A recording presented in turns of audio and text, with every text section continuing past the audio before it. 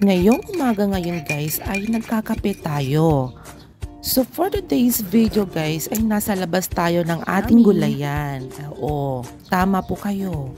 At ayan na nga, naisipan kong i-harvest ang mga natitirang bunga ng aking, maingay naman ng manok na yan, nakakaloka, bunga ng aking okra. So ang okra ay napaka-healthy, rich in collagen. Ayan, maganda po sa kalusugan po natin ang okra. So, i-harvest na natin to guys kasi nga masarap to for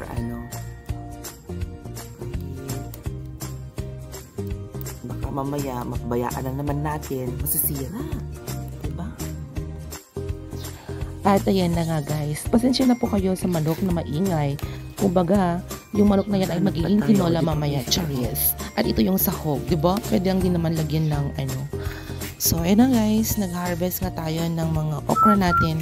Ayan, medyo baby okra pa lang sila, pero ang sarap-sarap ng baby okra natin guys. Manamis na crunchy pa yan.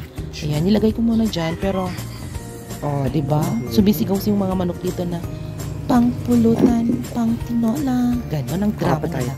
So, for today's video guys, ito nga pala yung ating mga gulayan. At, ito na nga pinapakita ko yung mga okra na i-harvest natin. Actually guys, ayan, ito sobrang guys, dami ng nila. Ang sipag-sipag nilang mabunga yan guys. Sobra, wala akong masabi. Halos araw-araw may may hina-harvest ako. Tsaka, ayun na nga guys, araw-araw din may mga matitigas na okra. Kasi ang bilis lang nila humaba, ang bilis nilang mag-grow. Diba? Pasensya na kayo sa mga manok dahil gagawin natin silang tinola mamaya. Charis. Sobrang titigas. At ayan na guys. Kaya dapat kunin na natin siya guys. Kagaya nito, ang laki-laki na.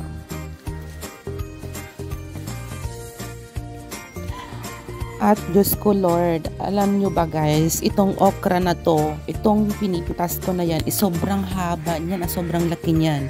Kinat ko lang yun guys. Tingnan mo, may na siya, yumabong siya ulit. So, ito na nga guys, tinatanggal ko yung mga okra dito. Kasi nga, yan. Sobrang laki na naman yan. Pag kinabukasan, magiging magiging old okra na siya. Charis! Old okra. Kasi nga, mabilis lang talaga sila tumigas, diba? Gustong-gusto natin titigas. But of course, ayan na nga guys. Pinapakita ko sa inyo yung mga okra natin. Parang meron pa dito. Ayan. Yan, may pa ako dyan. May magulay pa ako dyan. Diba? Nakakaloka. Hina-harvest ko na siya guys. Kasi naman, may dalawa pa doon. Tapos i-boil na lang natin mamaya. I-harvest natin mamaya. Kinukuha ko na sila guys kasi nga, baka mamaya, magiging na naman sila yan, magiging matandang okra na naman sila. Diba? Tsaka lagay natin dyan guys. O diba? Ang dami na. O, pak. Mahal na yan sa palengke guys.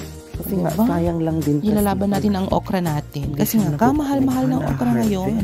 Kasi ang healthy-healthy naman ng okra. Kahit ipirito natin yan, kahit i-boil natin yan, samahan natin ng patis with calamansi, aba, maitatawid nga ang ating almusal. Diba? Ilaban natin yan. Tsaka may nakita pa pala ako dito na perfect na okra. Ayan. Katamtaman lang siya guys. Sobrang, sobrang laki niya. Pero, fresh pa rin siya. Diba? May mga gulay din ako dyan. At ito na nga yung mga harvest natin guys. Oo, yan na nga. Diba? Libre na naman ang ating okra. At kung magkano na ba ang per kilo ng okra, comment down below guys. Ayan, don't forget to share, like, and subscribe. Thank you!